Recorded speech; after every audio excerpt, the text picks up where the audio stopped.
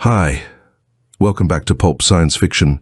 If you enjoy my content, please consider hitting the like button. It's the only way the YouTube algorithm notices me. The Malignant Entity by Otis Adelbert Kline. Amazing Stories. June 1926. Scientists and inventors have made enormous strides for, and in many ways, against humanity, for they have discovered and invented powerful destructive materials, in that way sometimes courting their own destruction. So many impossible things have been done. Why is it not possible that the venture into the realms of the infinite may sometime prove fruitful, that someday life may be implanted in unorganized matter? The Malignant Entity is the story of such a venture, carried to a dreadful success. This is a gripping tale, marvelously well told. "I tell you, Evans," said Dr. Dorp, banging his fist on the arm of his chair for emphasis, "the science of psychology is in much the same stage of development today as were the material sciences in the Dark Ages." "But surely," I objected, "the 2 centuries of investigation just past have yielded some fruit. It cannot be that the eminent men who have devoted the greater part of their lives to this fascinating subject have labored in vain." The doctor stroked his iron-grey Van Dyke meditatively. "With a very few exceptions, I'm afraid they have," he replied, "at least so far as their own deductions from observed phenomena are concerned." "Take Sir Oliver Lodge, for example," I began. "The conclusions of Sir Oliver will serve as an excellent example for my analogy," said the doctor. "No doubt you are familiar with the results of his years of painstaking psychical research as expounded in his books." "I believe he has become a convert to Spiritism," I replied. "With all due respect to Sir Oliver," said the doctor, "I should say that he has rather singled out such facts as suited his purpose and assembled them as evidence to support the Spiritistic theory. It may seem paradoxical to add that I believe he has always been thoroughly conscientious in his investigation and sincere in his deductions." "I'm afraid I do not quite follow you." "There are times in the life of every man," continued the doctor, "when emotion dethrones reason. At such crisis the most keen-witted of scientists may be blinded to truth by the overpowering influence of his own desires. Sir Oliver lost a beloved son. Only those who have suffered similar losses can appreciate the keen anguish that followed his bereavement, or sympathize with his intense longing to communicate with Raymond. Most men are creatures of their desires. They believe what they want to believe. Under the circumstance, it was not difficult for a clever psychic to read the mind of the scientist and tell him the things he wanted to hear. But what of the many investigators who have not been similarly influenced? I inquired. Surely they must have found some basis. I was interrupted by the entrance of the doctor's housekeeper, who announced, "Begging your pardon, sir, a gentleman to see you, sir." "Show him in," Dr. Dorp said rather petulantly. His frown of annoyance changed to a welcoming smile of recognition at sight of the tall, bulky individual who strode through the doorway. "How are you, Doc?" roared the big man as they shook hands cordially. "Haven't bothered you for a long time, have I? Got a case for you now that will make you put on your thinking cap all right." "Sounds interesting," replied the doctor. "Let me present an old friend of mine, Mr. Evans, who writes a story every now and then when the spirit moves him. Mr. Evans, Chief McGraw of the Detective Bureau. We were just discussing our mutual hobby, psychic phenomena, when you came in," he continued after we had acknowledged the introduction. "No doubt Chief McGraw's communication is of a confidential nature," I began, with the purpose of taking leave of my host. "Nothing secret about it so far as Dr. Dorp and his friends are concerned," interrupted the chief. "It may be that if you are a psychologist you can offer some solution of the mystery. Of course, I don't exactly know whether it's a case for a psychologist or not. Damned curious thing, and ghastly too." "Stay and listen if you are interested," said the doctor. "If it has any smattering of psychology or the occult, you know my failing," I responded. "Can't say as to that," said the chief. "It's queer enough, though, and horrible. You gentlemen have heard of Professor Townsend, I presume? You mean Albert Townsend, the chemist and inventor? Asked the doctor. Assuredly. Who hasn't heard of him and his queer theories about creating life from inert matter? What has he done now? I don't know whether it's something he did or something that was done to him, but anyway, he's dead. Murdered? That's the point I want you to help me clear up. I don't know. His daughter phoned the office this morning and asked for me. When I got on the wire, I could hardly understand her. She was so hysterical. Sobbed out something about her father being gone and a human skeleton lying on the floor of his laboratory. I jumped in the car and took Hirsch, the fingerprint expert, out there with me. We found the frightened girl weeping in the arms of a motherly neighbor who informed us that the laboratory was on the second floor. The whitened skeleton of Professor Townsend, fully clothed in garments that hung like rags on a scarecrow, lay on the floor of the laboratory. You made sure, of course, that it really was the skeleton of the professor. Beyond the least shadow of doubt. In the first place, it was clothed in the professor's garments. His watch with his name in the back was ticking in the vest pocket. His monogrammed ring, a present from his daughter, circled a bony finger.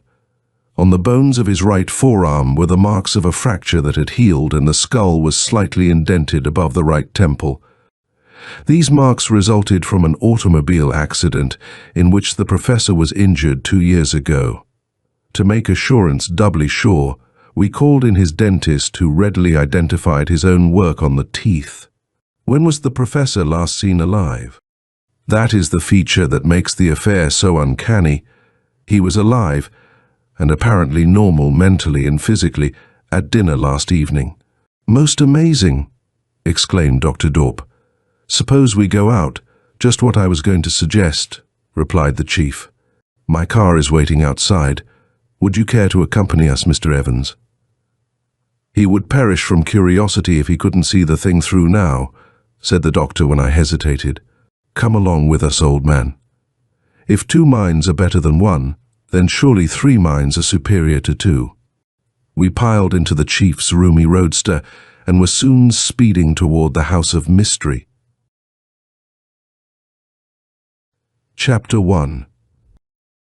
2 Mysterious Deaths. Presently the car stopped before a 2-story brick house.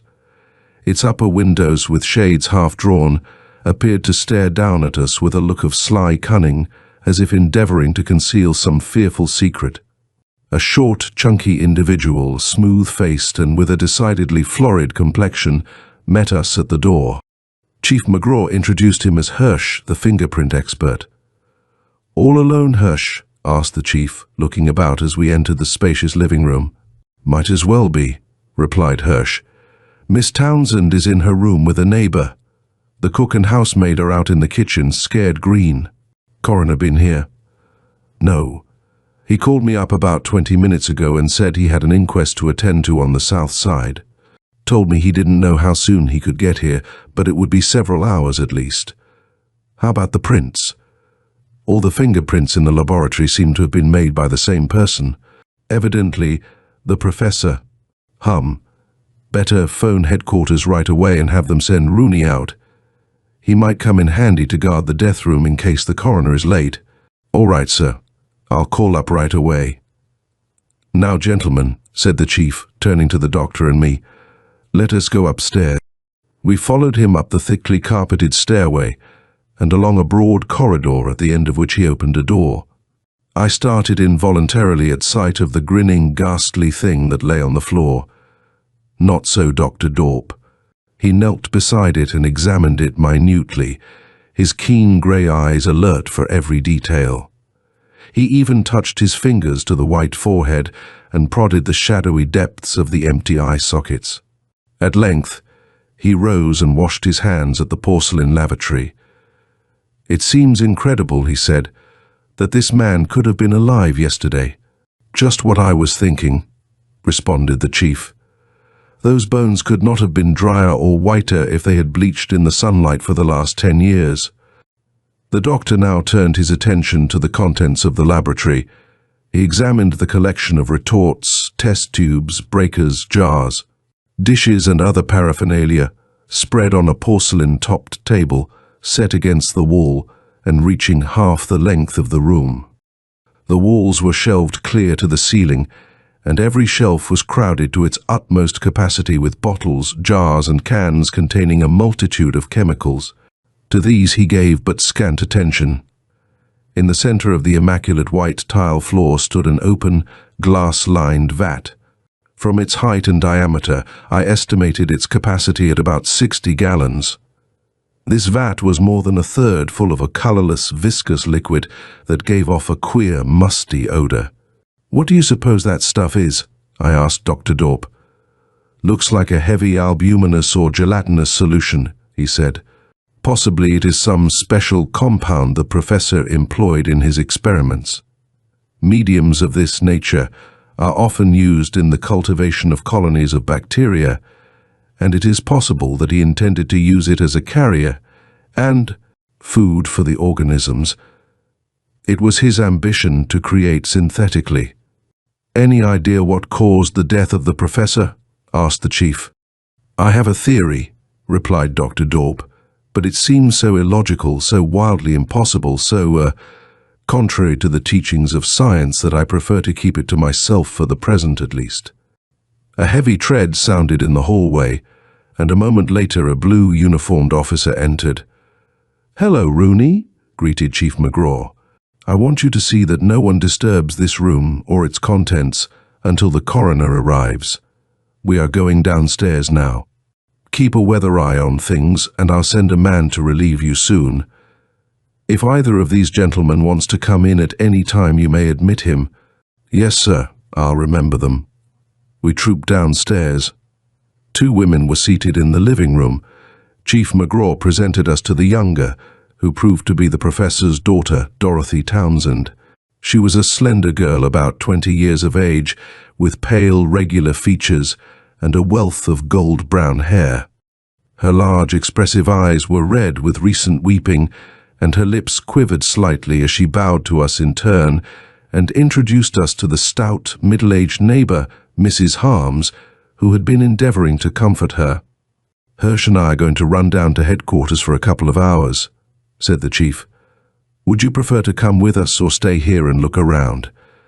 "I think we had better look around a bit if you don't mind," replied the doctor. "All right. I'm going to send a man to relieve Rooney at 6. Will be along myself a little later. If you discover anything new, call me up." When the 2 men were gone, the doctor bowed before Miss Townsend. "May I have a few words with you in private?" he asked. "Certainly," she replied, rising. "In Father's study, if you wish." They entered the study, which was directly off the living room, and closed the door. They must have been gone about a half hour, but it seemed like 2 hours to me as, fidgeting inwardly, I listened to Mrs. Harm's family history, her account of the death of her beloved husband, and minute descriptions of 6 operations she had undergone, each time, to use her own expression, standing at the entrance of death's door. She assured me, also, that she knew what it was to have death in the home. The Grim Reaper had visited her family a score of times, she averred, and only 3 weeks before, one of her roomers had been found dead in bed. She prattled on with scarce a pause until the door of the study opened. I was glad when she went upstairs with Miss Townsend and left Dr. Dorp and me together. "Come into the study," he said. "I have learned some interesting things, and it is possible that more awaits us in here." Professor Townsend's study was neither large nor pretentious. It was obviously the retreat of a profound student, as attested by the book-lined walls, many of the volumes of which were worn with much handling. The furniture consisted of a large roll-top desk, a smaller typewriter desk on which stood a hooded machine, a filing cabinet, 2 office chairs, and 3 comfortable overstuffed chairs, one beside the window. The other 2 placed conveniently under wall lights for reading. A thick pile of typewritten manuscripts lay on the roll-top desk. The doctor divided them, handing me half and settling himself comfortably in one of the overstuffed chairs with the other half. "Miss Townsend kindly brought these out of the files for me," explained the doctor.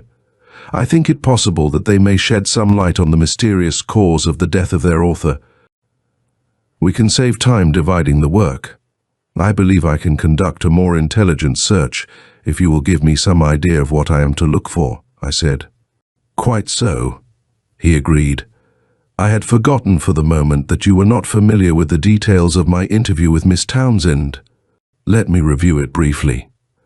She finished school nearly a year ago, and since that time has been acting as her father's secretary, typing his manuscripts and attending to much of his voluminous correspondence. He had been working day and night in his effort to prove his theory that a living organism can be created from inorganic matter. During their months of close association, she found him extremely irritable until one morning about 3 weeks ago. It appeared that his very nature had changed overnight, and she assumed that he had made some important discovery.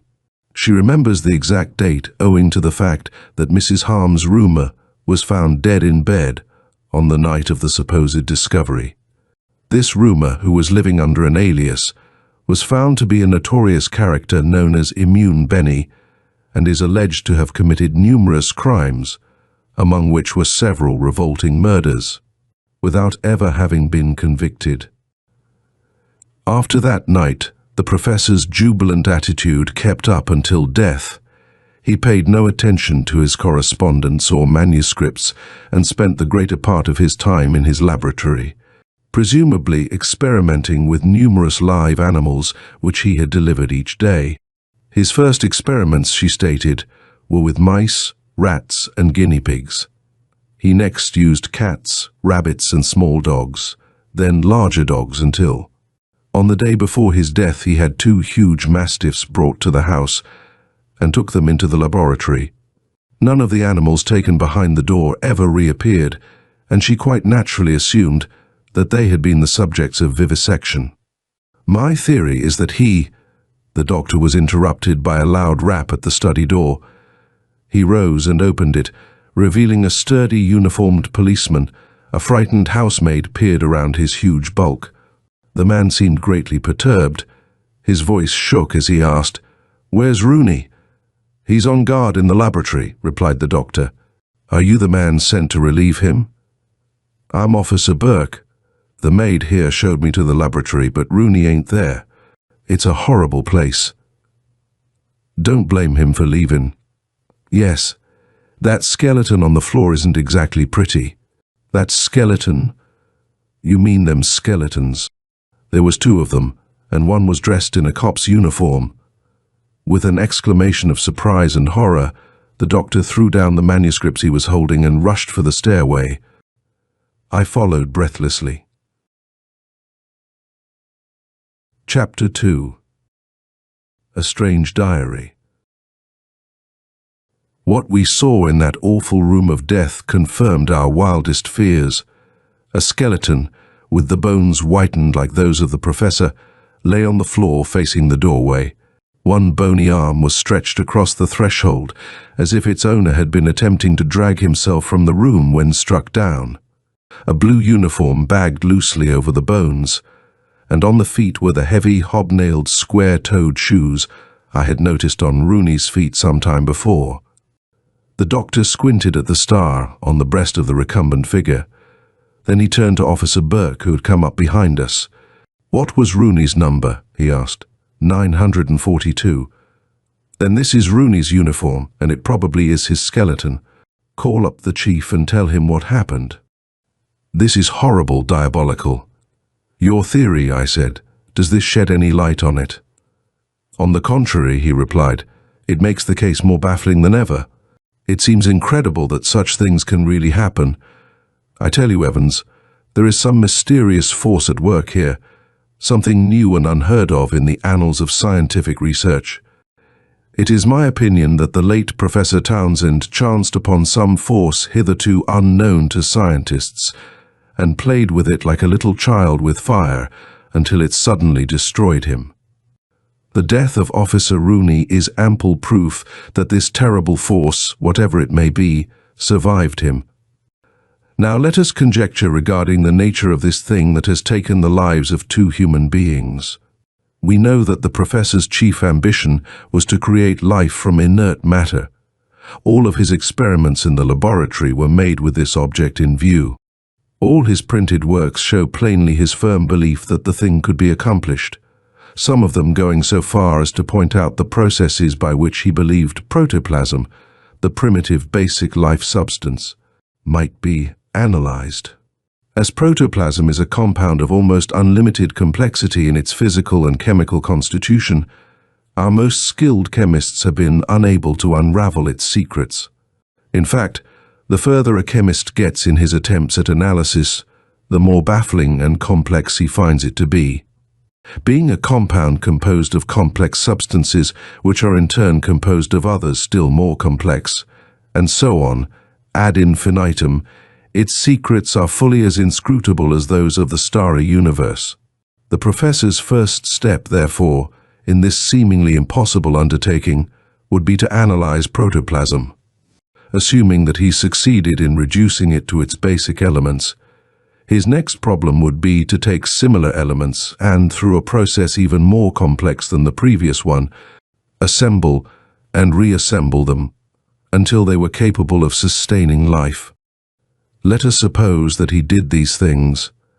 Let us assume that he has succeeded in creating protoplasm.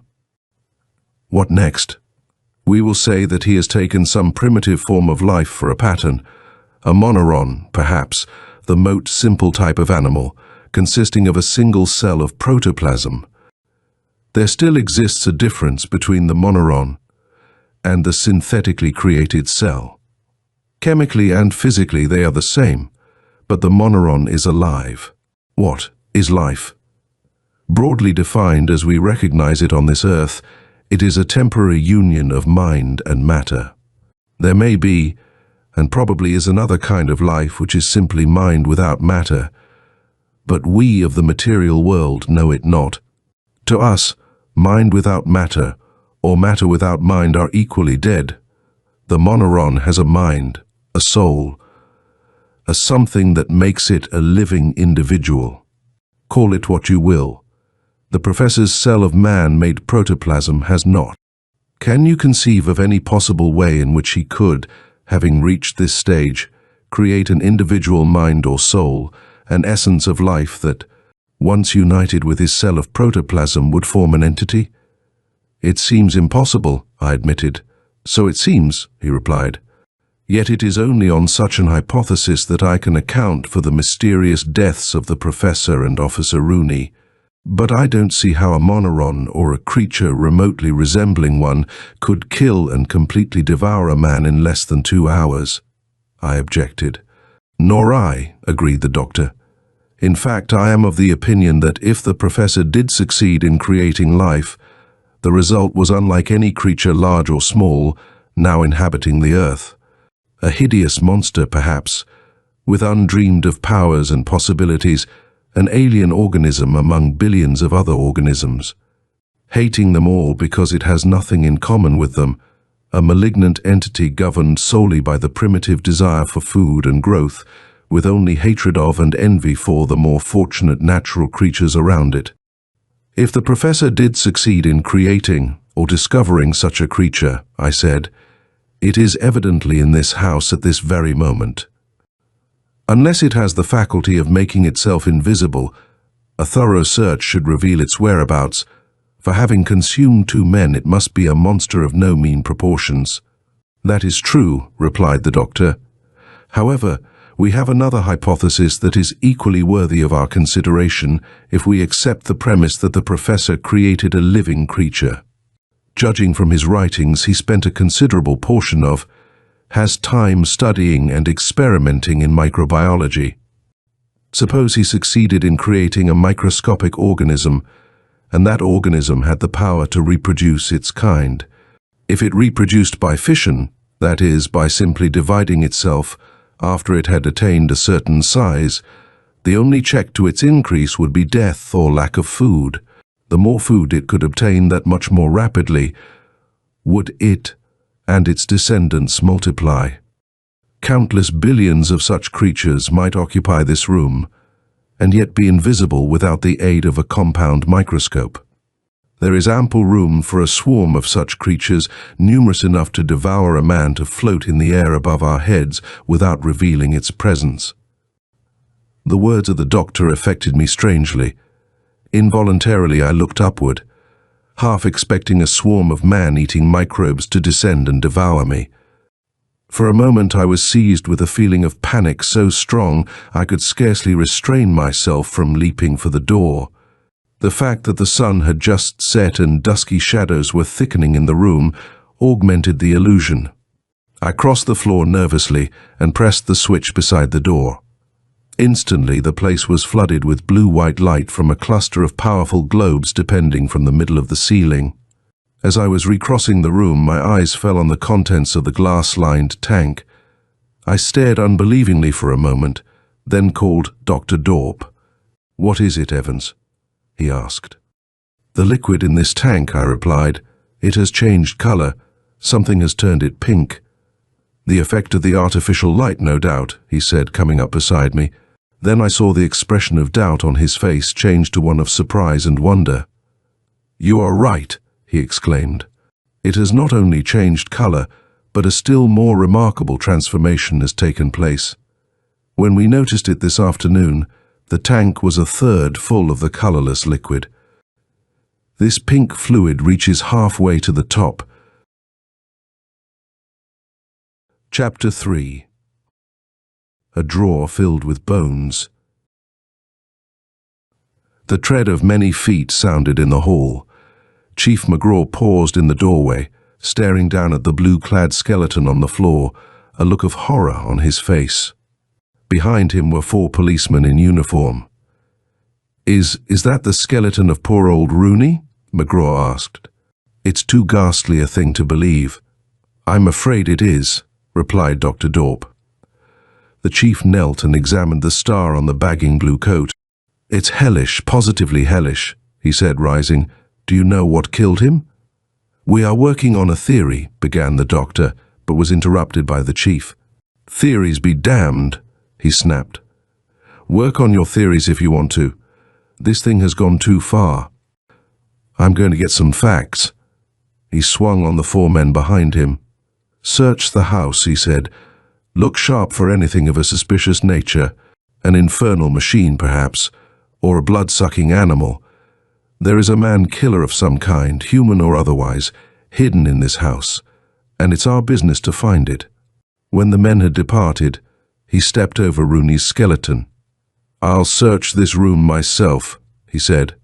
He did, with professional thoroughness, looking for hidden panels and sounding the walls, both in the open areas and behind the shelves, for hollow spaces. Then he began opening the drawers in a tall cabinet that stood in one corner, disclosing surgical and dissecting instruments of various kinds, an indexed set of microscope slides with some extra lenses, platinum dishes, porcelain drying pans, crucibles, glass rods and tubing, pipettes, rubber tubing and stoppers, rubber gloves and aprons, and other miscellaneous laboratory paraphernalia.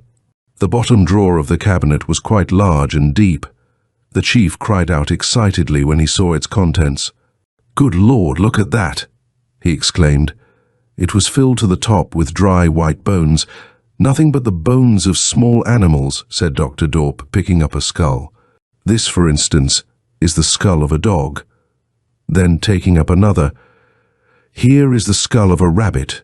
Notice the characteristic chisel-shaped teeth. This one beside it once supported the bewhiskered countenance of a common house cat. What do you suppose he was doing with them?" asked the chief. "It is my belief that they were brought here to be killed and devoured by the same thing that killed the professor and Rooney. And that thing is, at present, merely a shadowy theory, although it most certainly has an existence. There is a power in this house that is a menace to everyone under this roof, a malignant entity that destroys human beings in some mysterious manner unparalleled in the annals of science or human experience. This much we know, reasoning from effects, reasoning from possible causes. We are aware that the hobby of Professor Townsend was the endeavor to create a living thing from inorganic matter. And putting the two together, it seems to me that the logical hypothesis would be that he either succeeded in creating a monster of a sort unknown to biologists, or discovered and developed unheard of powers and habits in a creature already known. If there's such a thing in this house, believe me, I'm going to find it, said the chief, stamping out of the room.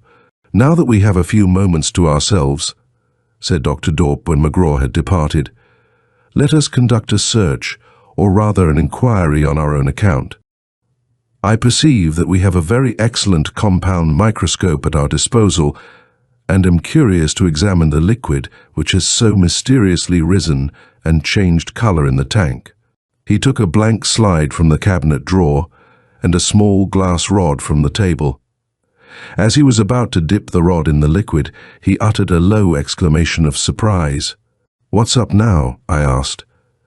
"This amazing liquid has again become transparent," he replied.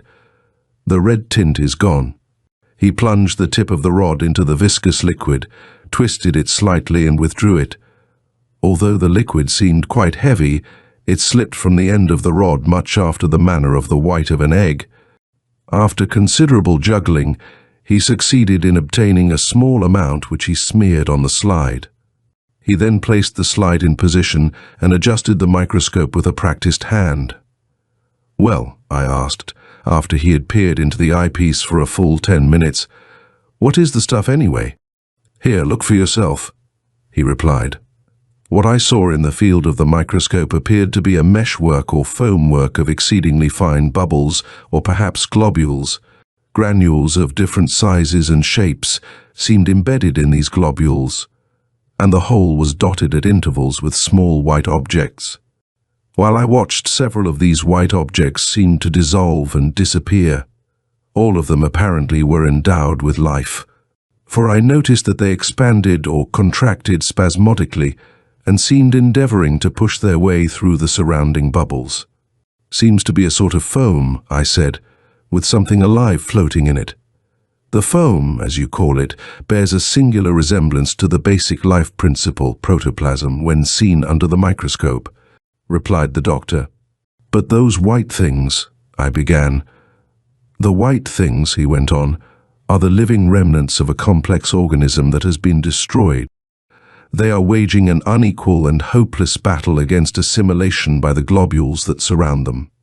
These faithful guardians of the organism when alive still fight, and will continue to fight the enemy until, figuratively speaking, the last man falls." "But what are they?" I demanded. "Unless I am very much mistaken," he replied, "they are." His answer was cut short by the appearance of Chief McGraw. "Coroner and jury are downstairs," he said tersely. "I suppose they'll want your testimony. I'll leave a couple of men on guard here if you want to come down." "Let us go down to the study and complete our perusal of the professor's manuscripts while the jury is in session," said the doctor. "We can thus save considerable time, and will be on hand when they are ready to question us." We met Coroner Haynes and his jurors at the foot of the stairs. They were about to go up for an inspection of the laboratory and its gruesome contents. Dr. Dorp switched on one of the reading lamps and closed the door. Then he established himself in a comfortable chair with a pile of manuscripts, and I followed his example. We found essays and articles on almost every subject pertaining to the transmission or generation of life.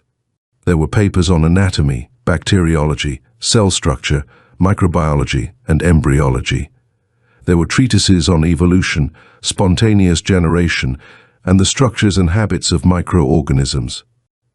A forceful and extremely impressive essay set forth the astounding theory that all life was merely a form of force generated from matter. The reasoning was, of course, purely analogical. The professor's contention, stated briefly, was that just as electricity, a force that is invisible and indefinable, is generated by the friction of particles of certain kinds of matter, so life is generated and springs into being when certain other types of matter come together in the right proportions and combinations. "What is your opinion of this theory?" I asked Dr. Dorp. "It is most cleverly put, but false, because based on the false premise of the materialists that there are but two things in the universe, matter, and force. They do not recognize the power that controls the force which moves the matter toward a fixed objective. That power is mind. Thus, to them, all life and all mind are merely forms of force generated originally from inert matter. If the professor succeeded in creating a living thing from inert matter, I said, it seems to me that he has demonstrated his proposition. Why? Because he was experimenting with dead matter and not with mind or living creatures. There would be no mind or soul involved to inherit its being from a parent mind or soul. A new life entity would be generated, as it were, from matter which formerly contained no life. I think, said the doctor quietly, you would have stated the proposition more accurately had you said that a life entity, a mind without a body, had been induced to enter the body synthetically created.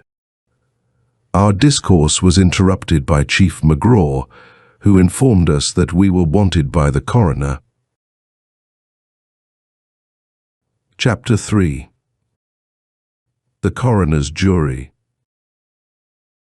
Dr. Dorp did the talking before the coroner's jury. All the way through his testimony was negative. When asked if he had any idea what killed the professor and the policeman, B replied that he had several ideas, but none of them would be worth bringing before the jury without more facts to substantiate them. I could see that his purpose was to get the inquest over with as soon as possible, so we might continue the investigation. After due deliberation, a verdict of death from cause or causes unknown was brought in, and the coroner departed with his men. Now that the inquest is over, what do you suggest? McGraw asked the doctor. My suggestion is that we immediately destroy the liquid in the glass-lined tank in the laboratory. Why? Because I am convinced that it is at least one of the causes of the deaths that have taken place in this house. I suppose you have a good reason for your assumption. An excellent one, I believe. While you and your men were searching the house, Mr. Evans and I conducted a little investigation of our own. We put some of the liquid under the compound microscope, and as we both saw the same things, I am convinced that my eyes did not deceive me. Tell the chief what you saw, Evans. I described the foam work, the granules and the white objects which appeared to be alive and struggling to escape. All Greek to me, said the chief. What was it? The foam work with its accompanying granules closely resembled protoplasm, the basic life substance. And the white things were white blood corpuscles from the veins of a human being. They were the strongest of the human body cells to resist assimilation, and consequently the last to succumb. The red corpuscles turned the liquid pink for a while, but they had disappeared before we made our microscopic examination. Good Lord, why didn't you tell me this before? Demanded the chief. Let's go up and destroy the stuff now. Those two men up there might be killed any minute. We found the two policemen unharmed and made our plans for the destruction of the substance in the tank. Several demijohns of acid stood under the table, and the doctor selected one nearly full of sulfuric acid. Open the windows, he ordered. This is going to make a horrible stench.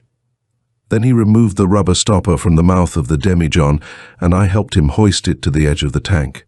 The searing liquid struck the heavy fluid in the tank with a hissing sound and bored into it like hot water poured in a snowbank. The jelly-like mass quivered slightly, and pungent, nauseating fumes arose to torment our nostrils. Then, suddenly, as if in horrible pain and awakened to the danger of its dissolution, the plasmic substance began to heave and billow toward the top of the tank, with a movement suggestive of the writhing of a huge coiled serpent in its death agony.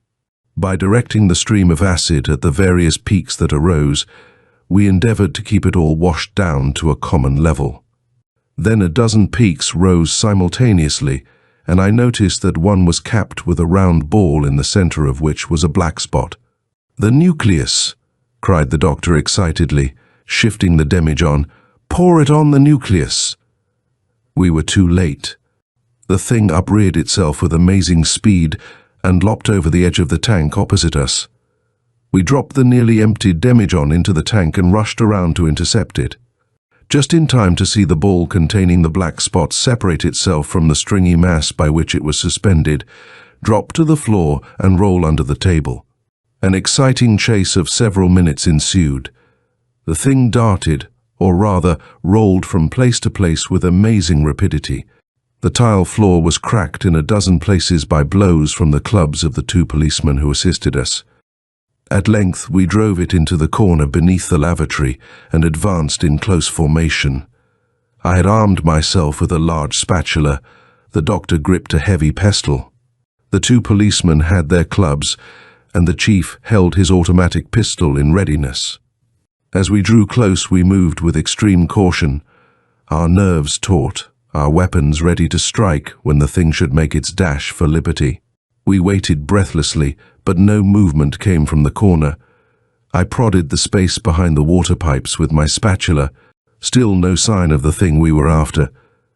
Then I peered behind them and saw the reason: a hole, an inch in diameter, in the tile floor, probably drilled in the wrong place by a careless plumber and left unfilled because it was out of sight.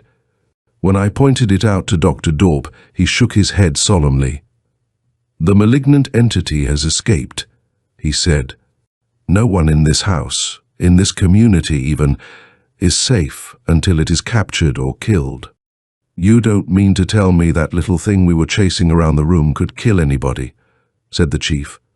"I am not so sure that it could kill anyone now that it has been reduced to the size of a golf ball, although the cytoplasm surrounding the nucleus evidently has the power of quickly dissolving and assimilating living tissues. Its growth apparently is only limited by the amount of food it can find." "Maybe we'd better get the women out of the house," said the chief. "The sooner the better. I suggest also that you surround the place with men armed with shotguns. If that thing gets out and starts to grow, I shudder to think of what may happen. Children will not be safe outside their own homes, and perhaps not even within them.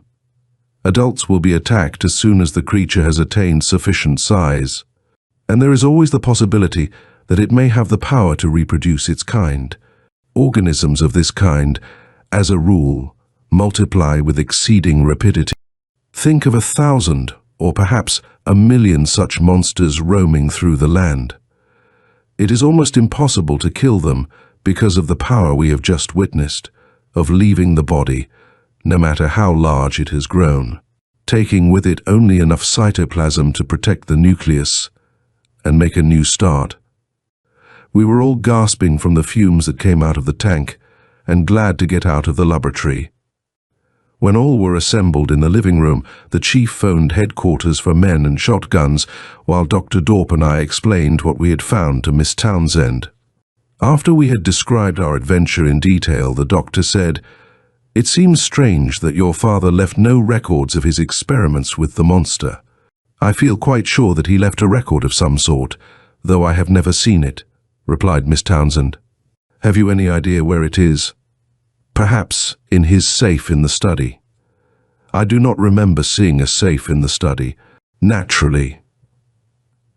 It is hidden. Come, and I will show you where it is." We followed her into the study, and she swung back one of the bookcases which was hung on concealed hinges, revealing a small wall safe. "Would you mind opening it for us?" asked the doctor.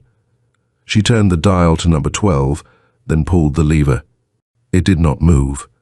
She seemed surprised, set the dial more carefully, and tried again with the same result. "It's no use, I guess," she said. "The last number of the combination is 12. He usually turned it back to 1, and then it was only necessary to turn it to 12 to open it. He must have locked it last night. Don't you know the combination?" "No, Father was the only one who knew that."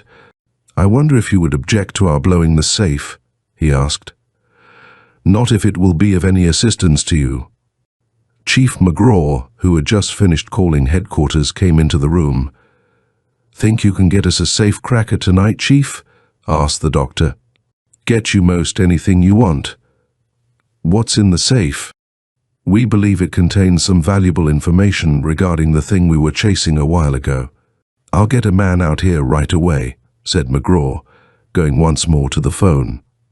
Officer Burke escorted Miss Townsend, Mrs. Harms, and the two servants to the Harms' home, where they were to spend the night.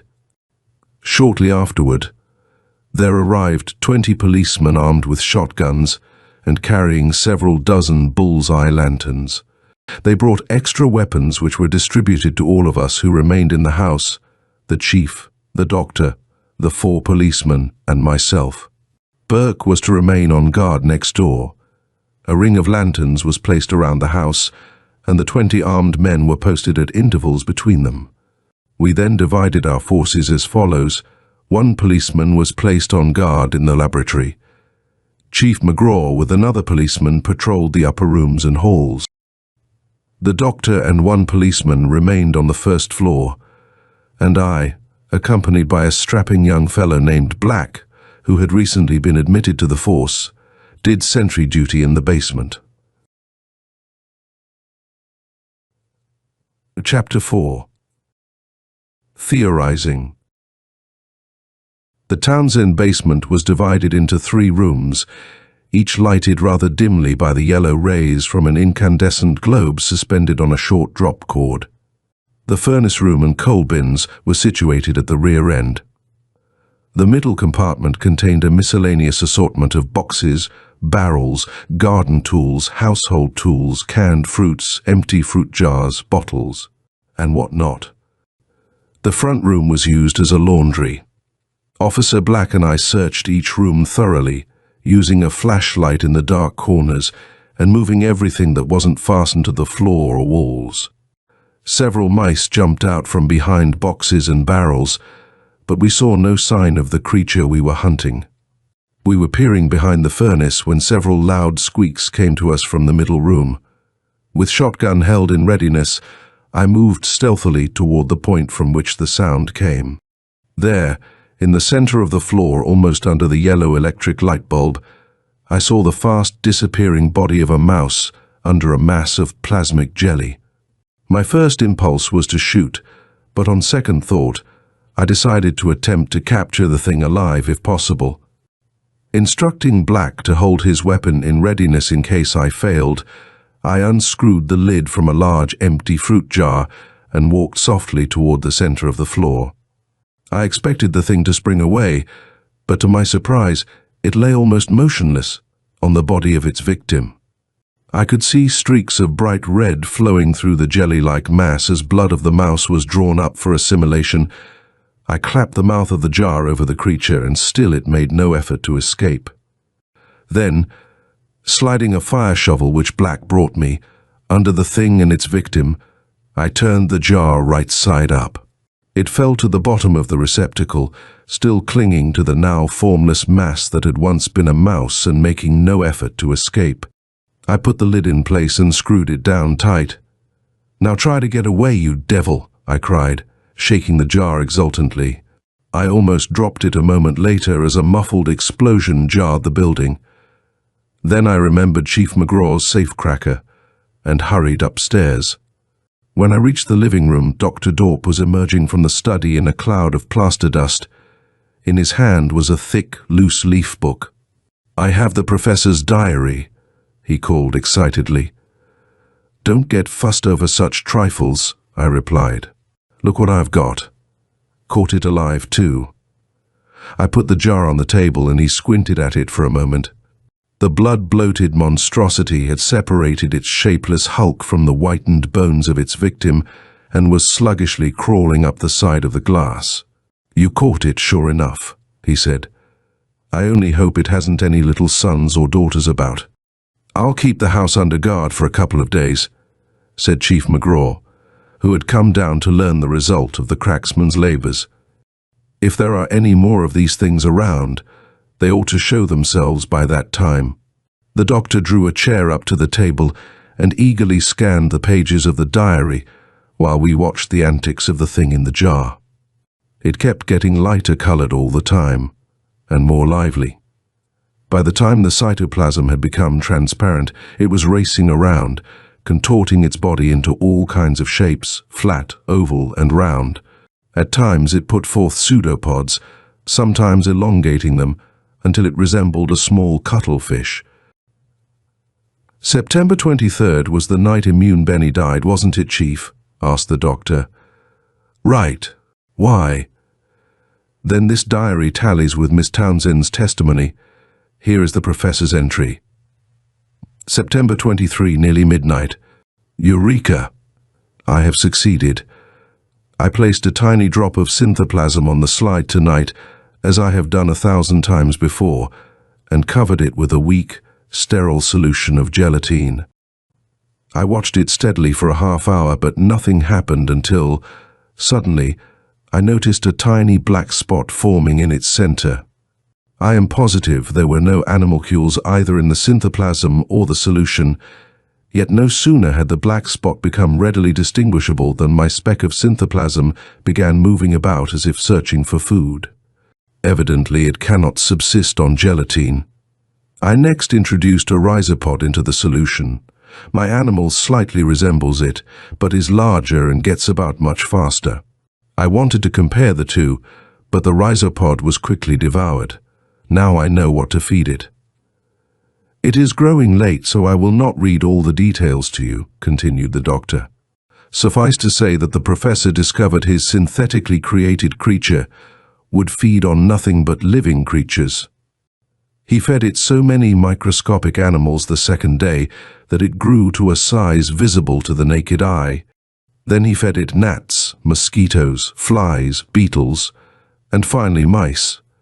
When it became so large, he was forced to transfer it from the small porcelain dish in which he kept it to a much larger one. The thing grew at a prodigious rate of speed. Its growth seemed only limited by the amount of living creatures it was permitted to devour. At length he was compelled to keep it in the glass-lined tank which he had been using for the culture of infusoria. Its victims were thrown into the tank alive and were quickly killed by the monster. He noticed that it was sluggish while assimilating its food, but moved with cat-like quickness when hungry. Though it had no eyes, it seemed to sense the approach of food in some way, and toward the last, stretched forth pseudopods and snatched the animals from his hands. Yesterday the professor led 2 mastiffs into the room.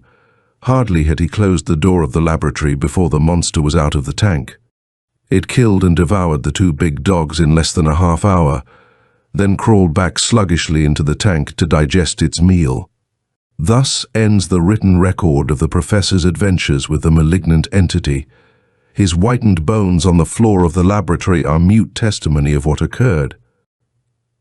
There was a moment of awed silence when the doctor finished his narrative. His eyes fell on the struggling thing in the glass jar. "What are you going to do with it?" I asked. "Come," he said, taking up the jar and starting for the basement. "I will show you."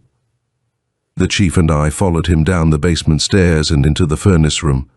He opened the fire door and tossed the jar on the glowing coals. The thing raced about spasmodically for a moment in the intense heat, then fell huddled in the bottom of the jar. Suddenly, as if inflated from beneath, it puffed upward and outward, almost filling the receptacle in a shape that resembled a human head. I thought this only a figment of my imagination at first, blinked and blinked a second time. The face of a man stared back at me from behind the curved glass, eyes glowing with malevolent hatred and lips drawn back in a snarl that revealed crooked, yellow fangs. For a moment only the vision held. The next instant, the jar was empty of all save a tiny pile of white, flaky ash and the bones of the mouse. Dr. Dorp shut the door suddenly and noisily. "That face," I exclaimed. "Did you see it also?" "A queer distortion of the gas-inflated protoplasm," he replied. Chief McGraw seemed greatly perturbed. He drew a long black cigar from his pocket, lighted it, and puffed nervously for a moment. "Distortion, hell," he muttered. It was a perfect double for the face of Immune Benny. The End of the Malignant Entity by Otis Adelbert Kline.